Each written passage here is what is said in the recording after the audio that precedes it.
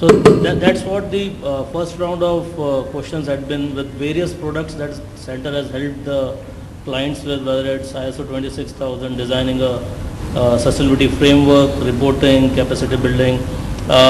In the second round of questions, I would like the panelists to share that based on this decade of sustainability experience, what are their plans for next decade? Because now that we have seen along with you as center, we have seen how the practices of sustainability has been followed.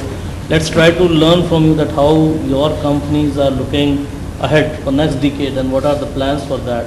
So if I move to you, Fiona, in coming years, how M&S is planning to go beyond with the supply chain on ISO 26000? How do you want to integrate more and more sourcing factories into it? What are your views on it? So the trial that we did was in 8 factories across the 3 countries, Bangladesh, India and Sri Lanka. And we believe that from the findings and the results that we can actually implement that through our entire supply chain, which given that we get 30,000 products from approximately 3,000 factories and about 20,000 farms, that's quite a rollout. But we do believe that the framework is applicable from both tea plantation through to picking bananas and making socks. So we have every intention of implementing this throughout our supply chain. Given the success of the trial, the ISO themselves actually did the verification visits, and they were so impressed with the evidence that both CII and the factories had managed to get that was so comprehensive against the CSR activities that the ISO are going to actually propose this now to become more than a guidance document and tool, to actually become a full standard, which is very exciting. How long this will take, we're not quite sure, but we do believe that this will give a credible and consistent way of benchmarking and setting out your targets of CSR across the supply chain. So I'm on the task force in the UK with the British Standards Institute, and in fact speaking in Stockholm in October to try and progress that even further. So we do believe that this, if it is made a full standard, can sit along ISO 9001 and 14001 and gives us a really good way to benchmark our suppliers in terms of social standards, along with the quality and environmental, which, as we've heard, is the third part of the wheel, and that it will give credibility and so therefore going beyond monitoring. In the UK, with the introduction of the Modern Slavery Act in March, this social side is coming further and further onto the agenda. I think for the last 15, 20 years, everyone understands the environmental impact, and it's very easy, if not time-consuming, to measure your carbon footprint, your water output, your electricity consumption. But this softer side of the social sustainability now is becoming extremely important, from human rights to transparency to some of those really big systemic global issues. And at the end of the day, people, the social side of this, are actually a very important asset which we now need to be considering to be sustainable and future-proof. Thanks, Fiona. And I think this was a great learning for us as the Center of Excellence for Sustainable Development, that how Marks & Spencer, a global retailer, has introduced ISO 26000, not only done the pilots, but you have heard that they've also gone back to ISO. And ISO is learning from them, and that's the process where CII also learns that in India we have a challenge of supply chain, and we have heard from the minister, we have heard from various industrialists in the morning that supply chain sustainability is one of the key things. And those of you who have experience with management systems and all, now all the standards are talking about supply chain. And we had a great challenge in India when we were taking ISO 26000 to the industries. They said that, well, we don't want to use it, and that's why it was lying in isolation, and all of a sudden we got involved with you, and that momentum has come up, and now ISO is looking that that ISO 26000 is one of the best standards for sustainability across the value chain, because that's where they've decided and have designed it in that manner. And I think ISO is taking an experience of M&S and also thinking, because we have been in touch with their committee, that could it be also a certifiable standard. And I think that's the major impact that M&S has brought to the global forum, and also in India, because we also learned a lot from it. Coming to you, Tom, with the implementation of Vedanta Sustainability Framework, where our teams have been involved with Hindustan Zinc Smelters, Balco, with Sesa Sterlite in Lanjigad and other locations, I see a lot of implementation drive started all of a sudden. And from a typical siloed approach, they started looking long term onto the sustainability agenda. Now, looking beyond from here, next 5 years, 10 years, how do you drive it? Because Vedanta Sustainability Framework is unique in itself. You keep on updating your framework. So what are the key challenges you see that we have to be there to be a global mining company?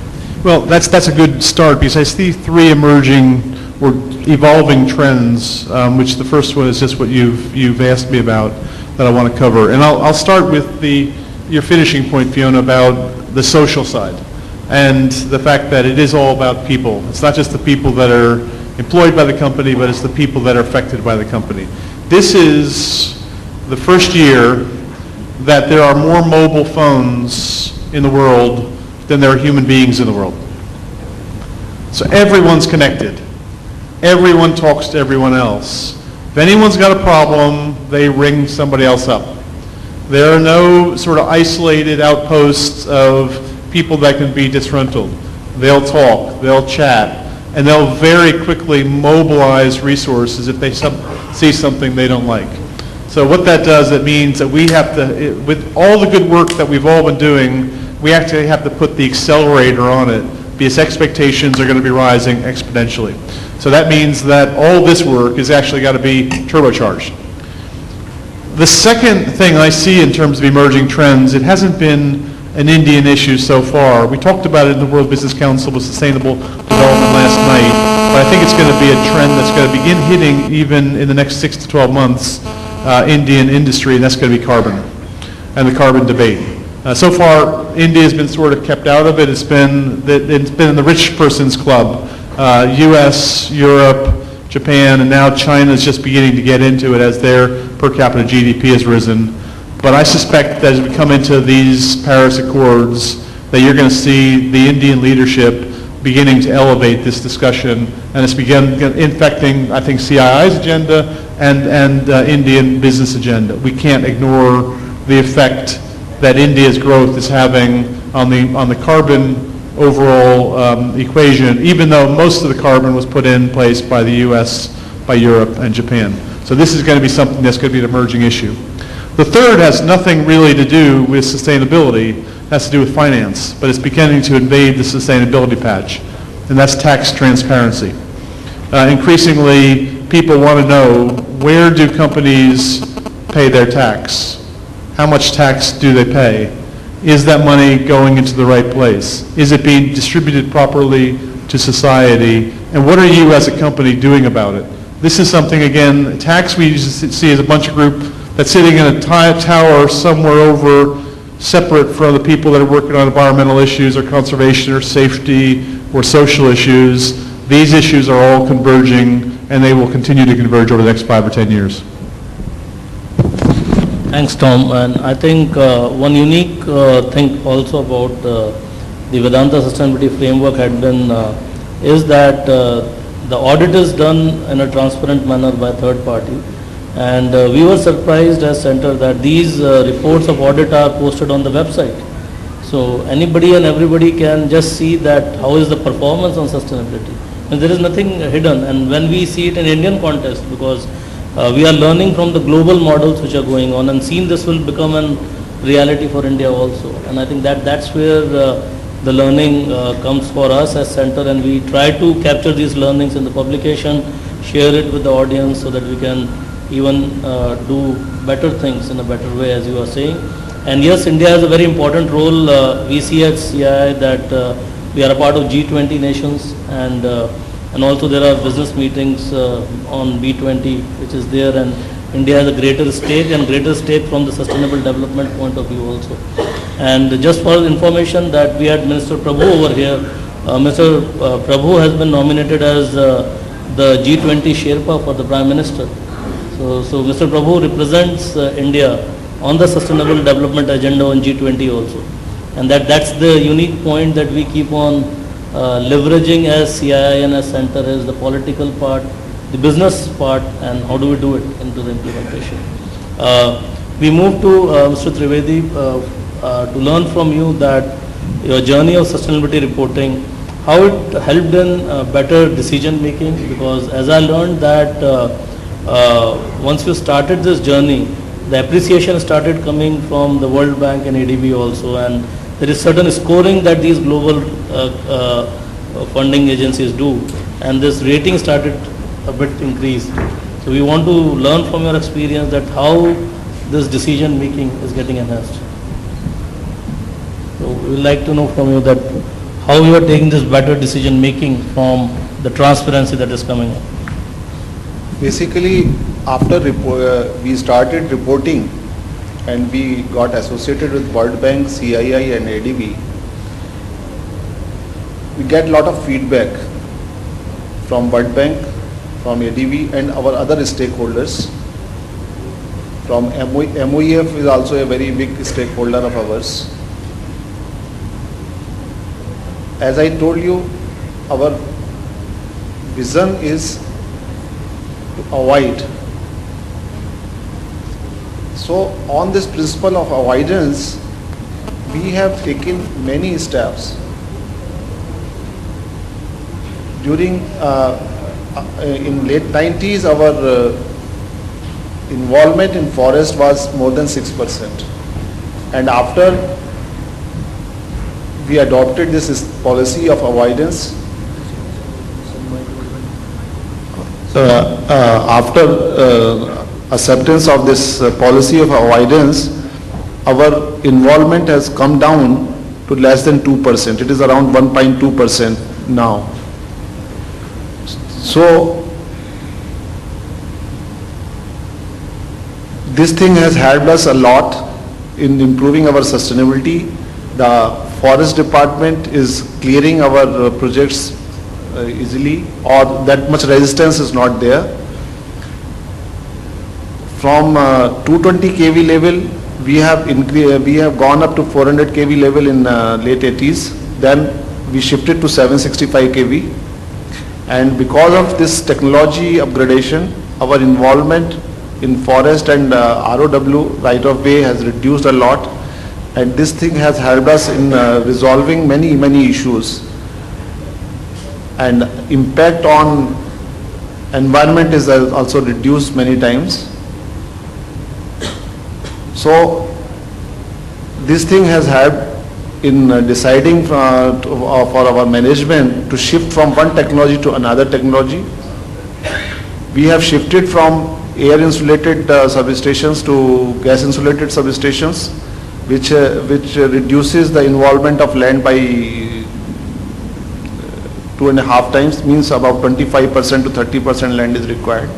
So that has also helped us in after getting feedbacks and our studies. Thank you.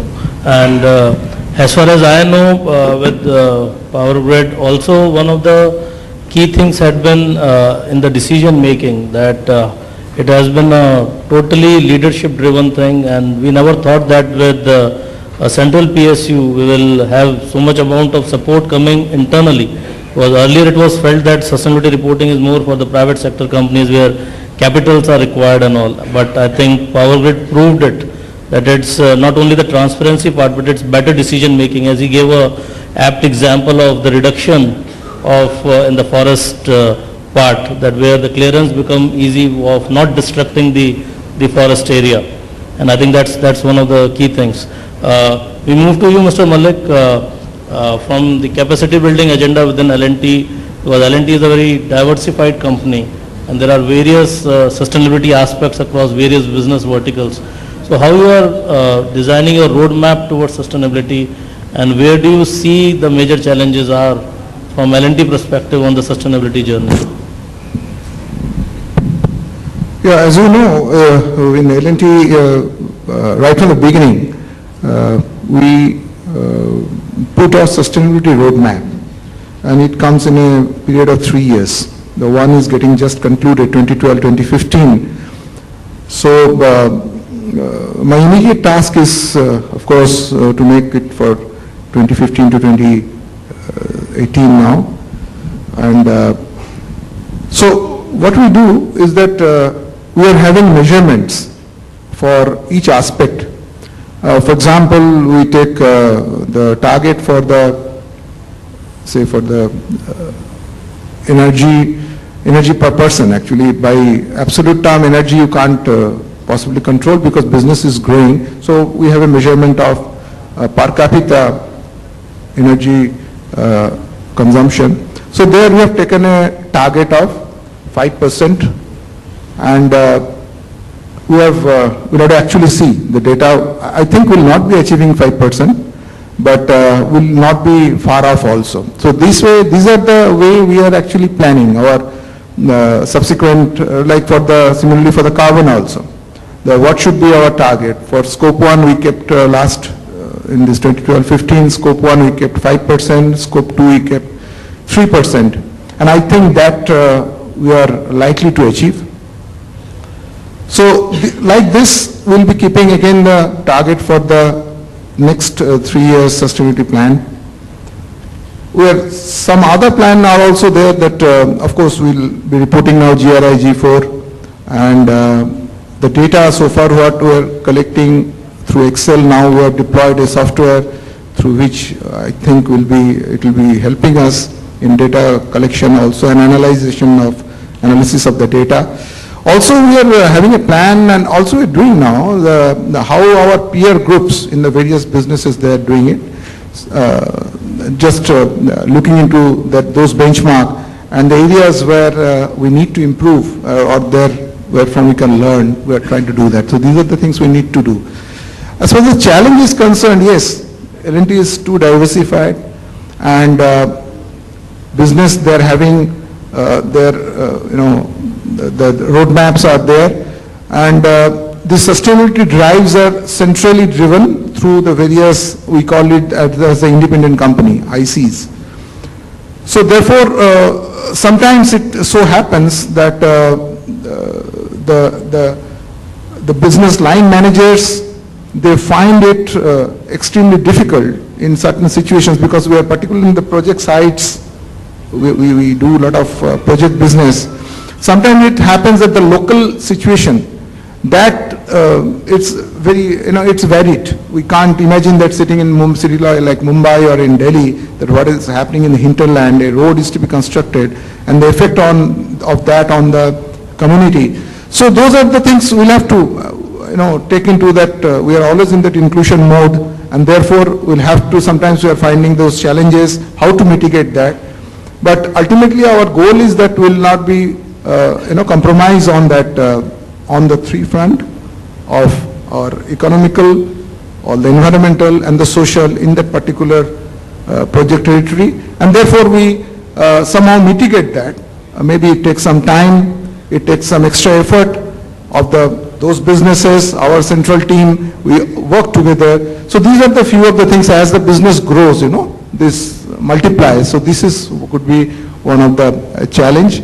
And water, I would say, is one area we would like to have, water positive. All the campuses are now water neutral, but we want to make water positive. 5 of the campuses are water positive. And we have done, just 2 minutes I will take to explain, like for Powai campus, how we did it, that water positive that we have done about 175 kilometers in a backward area of Palghar district. That was a very water-starved area, water-scarce area. There we have constructed in the last 4 years about 200 check dams. Migration has stopped. They are doing more crops over there. Livelihood has gone up. And those credit we have actually, by taking that credit to some extent, we have made our Powai water positive. This kind of thing we want to do for all our campuses, all our large sites. So in the process there are certain challenges out there, but I hope that will mitigate. Yeah, thank you. Thanks, Mr. Malik. Whosoever wants to ask question, please introduce yourself and be specific to whom you want to ask the question, or you want to learn something more about the way they are practicing sustainability. My request for mic, please. Yeah. My name is Birendra Ratnuri. I come from Social Responsibility Asia. My query is to Ms. Fiona Sadler on ISO 26000 systems and implementation in 3 countries she mentioned, India, Bangladesh and Sri Lanka, I believe. I would like to understand from you that this standard is really is an umbrella of standard, because this has a this has reference to the many standards, management standard it refers to, and this is one of the beautiful standard actually, I would say, as regards to the management system and corporate governance, corporate social responsibility. What are the reason in your understanding that this has not worked in India in a way other standards like ISO 9000, 14000 or OSHA or ISO 8000 has progressed, besides the fact that this is really the standard which talks about any subject and matter which we people can envision. So your experiences and views on that how we can actually reach out to more and more people, and what could be the ways and means to promote this standard. Okay. Thank you. Fine. Yeah, fine. I think the journey has only just begun for the ISO 26000 to have a guidance and then hopefully a standard on CSR. If you take quality, where 9000 then became 9001, we were in a supply chain and a product capacity continuing to make T-shirt after T-shirt after T-shirt, and then you would inspect at the end of the line and reject the quality at the end. It was only then when 9001 was introduced to look at the management systems throughout the process of production, because if you keep making things wrong, you will keep having rejects at the end. What we had to do in the production was to look at where the fault was being made. And I think the CSR journey is now starting again here, because we do social audits on all of our factories, all of our 3,000 factories, and all we are doing is monitoring and highlighting the non-compliances that exist in the social standards of a factory. But what we now need to do is, using ISO framework, is go back to the management of your HR systems, your management systems in an organisation of a supply chain. And I think supply chain factory organisations think they're not the same as any other organisation, but actually they're exactly the same, because a factory just employs people. All of your organisations just employ people, but already in a corporate, you have health and safety rules, you have the management systems, you have HR practices of grievance and discipline, but in a factory environment, a supply chain environment, they're not as sophisticated.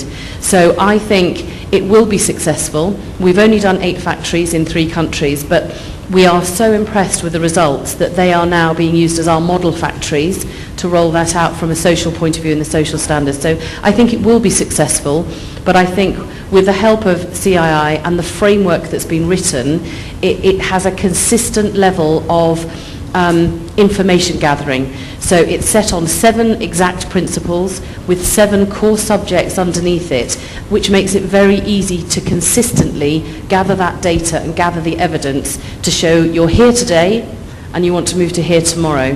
So I think it's the start of the journey. So I have great hopes that it will be successful, and as has proven with all the other standards, if this becomes a certifiable standard, it will then have a process of certification, verification and authenticity and credibility through third-party independent organisations, and that's how I think it will become successful.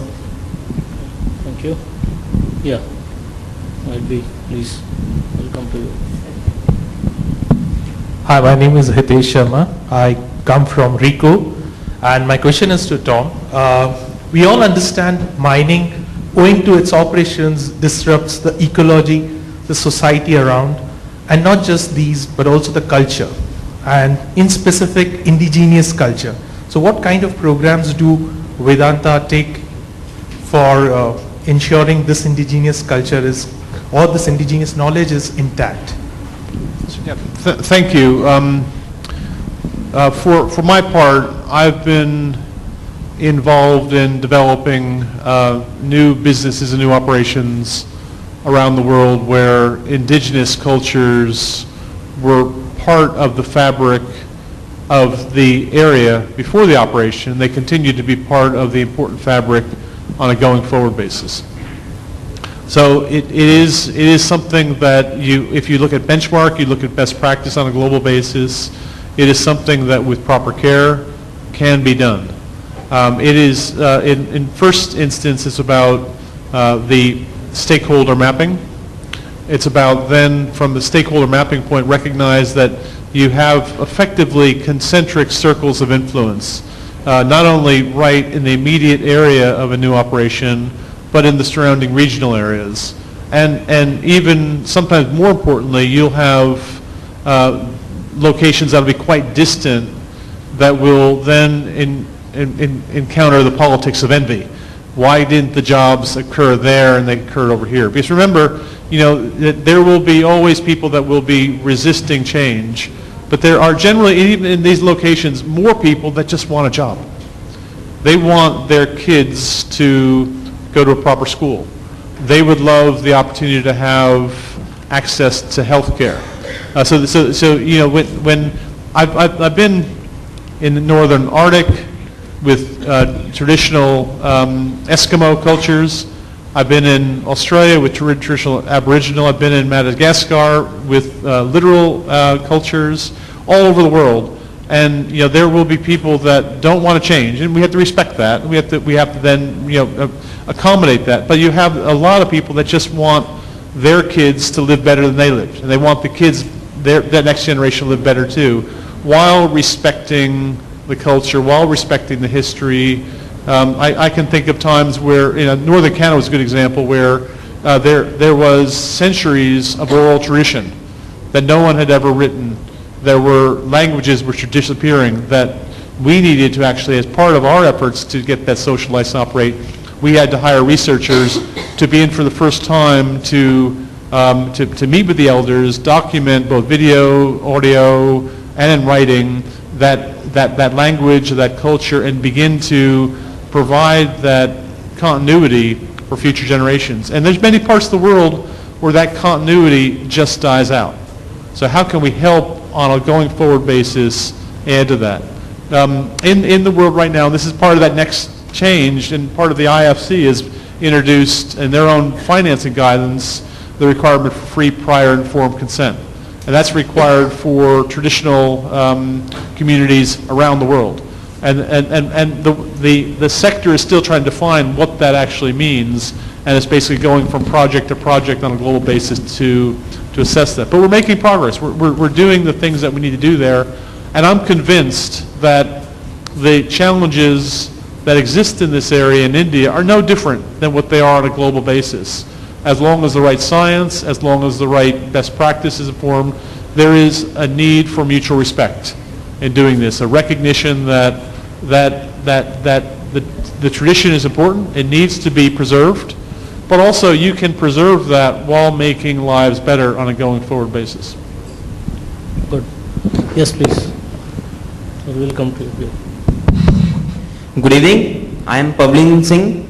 My question is to Shikhar Jain sir.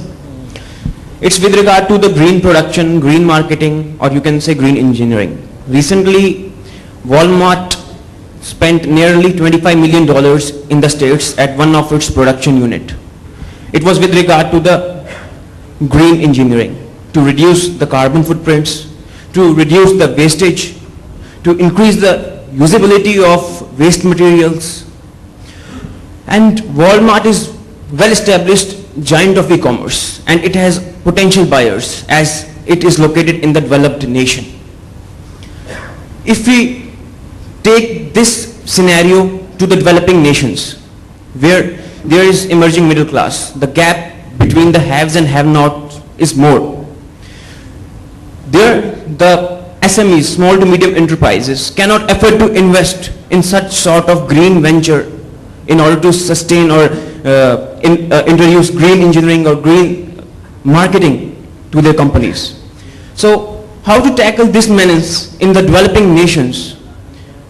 Would it be a resonated policies of both the industries, well-established industries, and the government policies, or the solution has to be something else? I want your Okay. good vision about it, sir.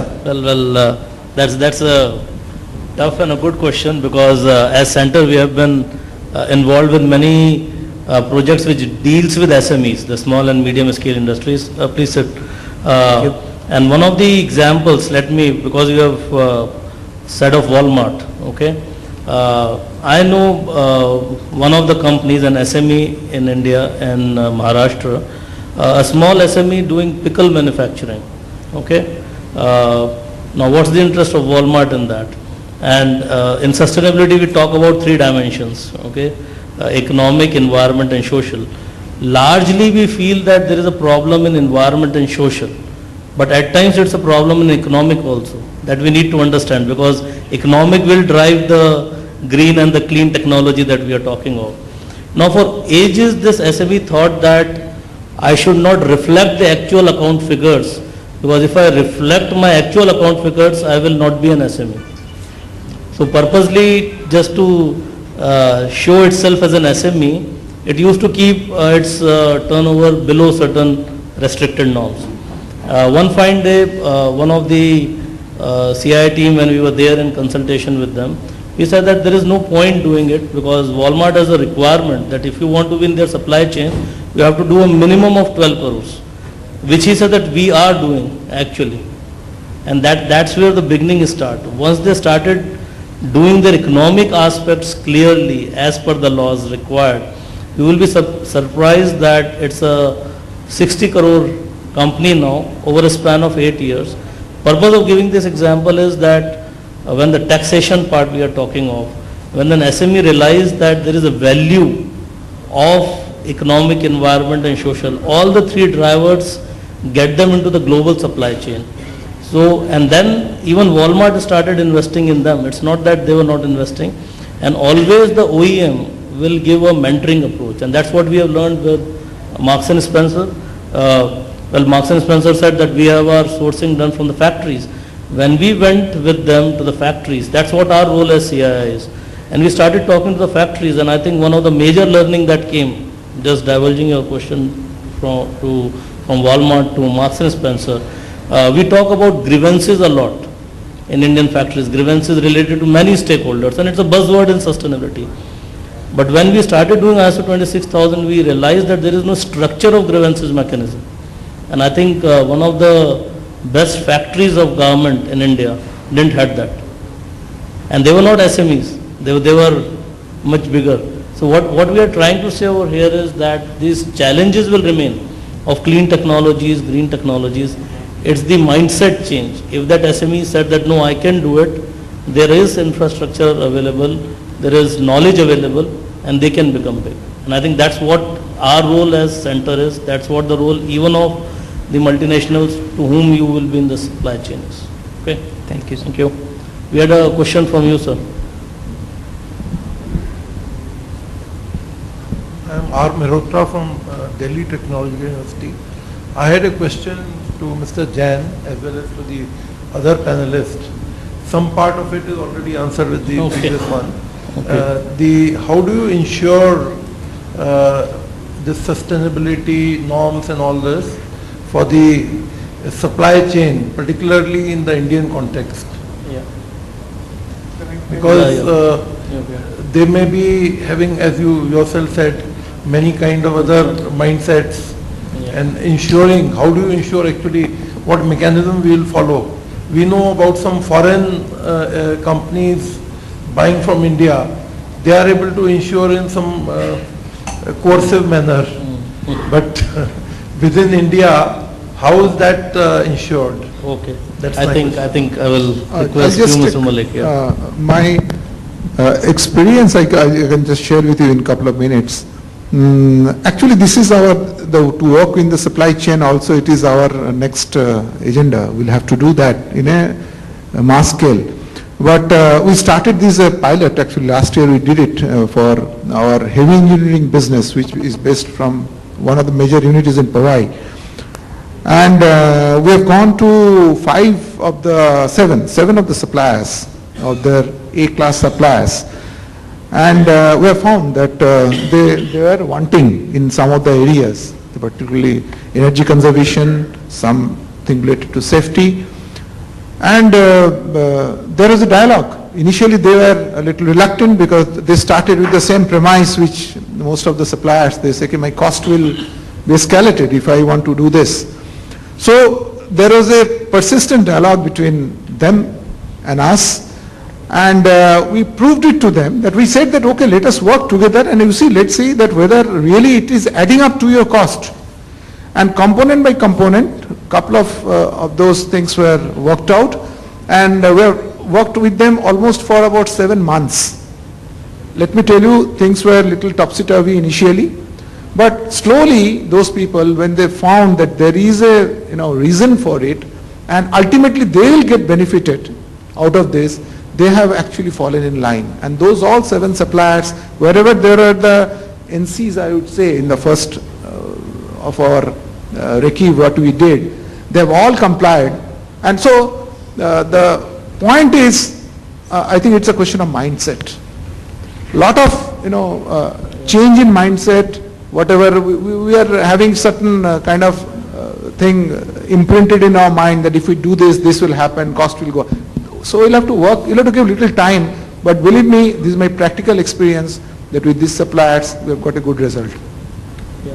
Thanks. We have some, I think this yeah. means it requires lot of mentoring. Yeah, we will come back, yeah. Basic approach. Yeah. Yes. And yes, with SMEs, yes, lot of mentoring is required, and I think that's what, even within CII, we have a dedicated center of excellence, which deal only with the SMEs for the clusters. We call it as Center for Competitiveness. It runs out of Chandigarh.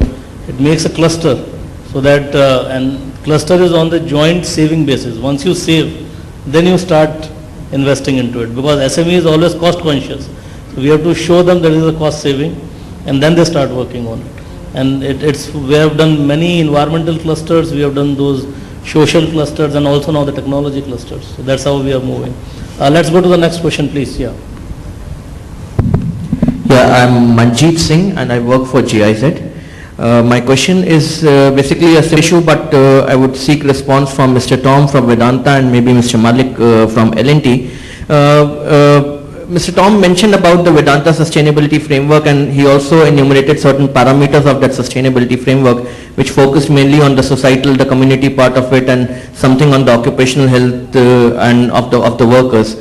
But what I was also curious to know whether, since Vedanta is involved in a business of finite resources, maybe bauxite is a finite ore, and and lots of it right now, the aluminium which is being produced is from the virgin raw material. But is there any kind of conversation already happening in Vedanta which also talk about the reuse of the secondary raw material and kind of maximizing it into the production of aluminium, or maybe whichever kind of other business you are in? And a similar point to Mr. Malik, since L&T is a major infrastructure player in the country, and more and more is also a big resource kind of a guzzler, because iron and steel, cement and sand which is being used, and we are seeing already in the country, in some of the cities, manufactured sand has already come in. So we are not getting sand from the riverbeds. So is L&T also in your next 3 years of cycle which you talked about, the 12-15 and the 15-18, are you also talking about the reuse of secondary raw materials, especially in the construction industry? Because I think there the need will also again arise, and L&T would also need, in order to kind of fulfill the multi-fold requirement of the infrastructure in the country, would have to kind of look into these particular things if we have to really talk about sustainability. So these two questions. Thank you. Yep, thank you. You're asking a very good question, and it's about the sustainability of the resource itself. And then you talked about bauxite, which I want to respond to, and also about recycling. And I think aluminum is a very good example for both those to talk about. The limit actually to the access to the raw material is not natural or even geologic. It's actually based upon what we're thinking in our head. The time has shown, thousands of years of history, that innovation actually creates new opportunities for resources.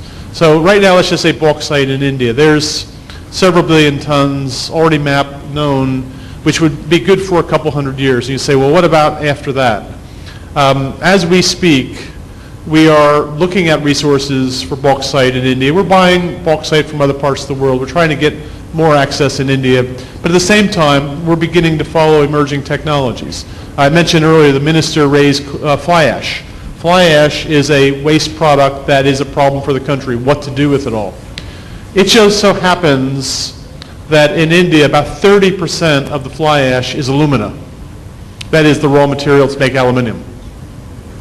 Right now, it costs about, the Chinese are working on the technology, and it costs about $400 a ton, or double the cost of producing aluminum from natural bauxite. But give it 10 years, give it 20 years, give it some innovation, give it some thinking, and what you'll see happening is that on the back end of a coal-fired power plant, you'll have an alumina refinery producing alumina for one of the smelters. So this is the kind of innovation that always takes place. I talk to people in the aluminum sector, and they're amazed that that technology even exists. And I can guarantee you this is the kind of work that should be done, and it's going to be done in India. Now, on recycling, we do believe, and we're a proponent of recycling, and in many ways, we pitch aluminum as a green metal. One reason because it's lightweight, it reduces energy consumption, automobiles, etc. The second is it's so easily recyclable. So I would agree with you that is an area where we should be making even more efforts. And one of the conversations we're having with our team is should we be creating parts of our facilities to actually become scrap receiving centers. One of the things I understand that we have as a limit to aluminum consumption in India is that you don't see a lot of bottled drinks in aluminum. Usually it's in plastic. And one of the reasons is we don't have collection systems in India for that aluminum scrap to actually be rolled back in. So maybe if we can help with that, that in itself can engender more aluminium being used in the beverage sector. Thank you. Mr. Malik. My answer is straight yes. We are from year to year, actually we are keeping a target of increasing our green portfolio. For example, last year it was 14%, our total turnover, green portfolio in the total turnover was 14%, and this year, the year just concluded, report has now, it will be published, it will be 18%. Similarly, we'll be taking a higher target for the coming years too. And this percolates to all the businesses, like construction, I can tell you in the road making itself, they're using the granular slag, they're using instead of, certain technology they've developed, which actually replaces requirements of sand goes down, and they can use it for the road making. Similarly, this is for all business, like our electrical business. All the packing for our air circuit breakers and big equipments which we manufacture, those cartons are recycled. We take it back from the customers also, and then again we recycle and again then send it back to the dealers. And in that process, we are actually not only saving some money, of course cost is important, but it's actually we are saving the environment. So therefore, in all our actions, in all our business models, and for all the ICs, the business, the independent companies, these kind of things are actually at the back of their mind. That's what I say, that even if we are manufacturing a product, we say it's from cradle to gate. Like for manufacturing the product and reaching up to the gate, what are the various areas we can impact so that the impact on the environment comes down? We are always working on that. Thank you. Okay. Thanks, and thanks to all the panelists, and I think we'll conclude the session over here, and I thanks to all the panelists, and I will request the audience to give an applause to all the 4 panelists for sharing how sustainability is getting practiced, and as a center how we have been involved with them, and more discussions that we want, we can take it over to the cocktails and the dinner. And I hand it over to you, Martin, for the